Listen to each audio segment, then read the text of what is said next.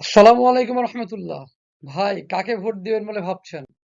Vote দেওয়ার ক্ষেত্রে আপনার যে চিন্তার শক্তি, যে চিন্তা চেতনা, তার মধ্যে আপনার থাকতে হবে এমন একজন নেতা যিনি ন্যায়পরায়ণ, অর্থনৈতিকভাবে সৎ, চরিত্রবান, শান্তিপ্রিয়, স্বচ্ছতা নির্ভর, সৎ ও নীতিবান, দায়িত্বশীল, দুর্নীতিমুক্ত, সুশাসনের পক্ষপাতী, যিনি জবাবদিহিমূলক প্রশাসকে বিশ্বাসী, নারীর মর্যাদা রক্ষাকারী, ন্যায়ভিত্তিক শাসক, জনস্বার্থ রক্ষাকারী, আদর্শনিষ্ঠ, বিশ্বাসযোগ্য নেতা, ন্যায়সঙ্গত, ব্যবসা বান্ধব, আমানতদার।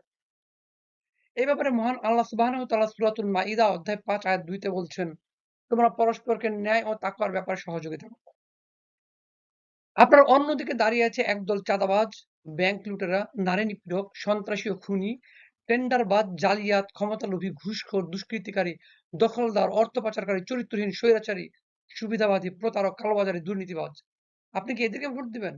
মহান আল্লাহ সুবহানাহু ওয়া তাআলা বলছেন, তোমরা পরস্পরকে পাপ ও সীমা লঙ্ঘনে একে অপরকে সহযোগিতা করো না।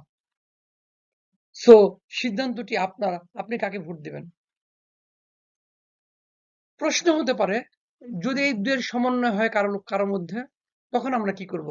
এ ব্যাপারে শেখ মুহাম্মদ বিন উসাইমিনকে প্রশ্ন করা হয়েছিল। তিনি বলেছিলেন যে বর্তমান গতানুগতিক ব্যবস্থায় নির্বাচনগুলোতে অংশ নেওয়া ফরজ। তাই আমাদের উচিত যাকে যোগ্য মনে করি তাকে নির্বাচিত করা। সুতরাং বিবেকের দায়িত্ব আপনার, সিদ্ধান্ত আপনার। চলুন সবাই মিলে একসাথে দেশটিকে গড়ি। আমরা হ্যাঁকে ভোট দেই। সততাকে হ্যাঁ, ঐক্যকে হ্যাঁ, ইনসাফকে হ্যাঁ, দক্ষতাকে হ্যাঁ, কর্মসংস্থানকে হ্যাঁ। মোট কথা হলো, ভোট হলো ইমানি মূল্যবোধের প্রকাশ, সত্য মিথ্যার মাঝে অবস্থান, সাক্ষ্য ও আমানত।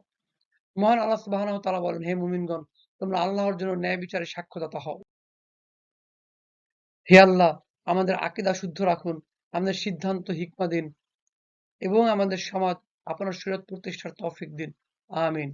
বারাকাল্লাহু লি ওয়া লাকুম। আসসালামু আলাইকুম ওয়া রাহমাতুল্লাহ।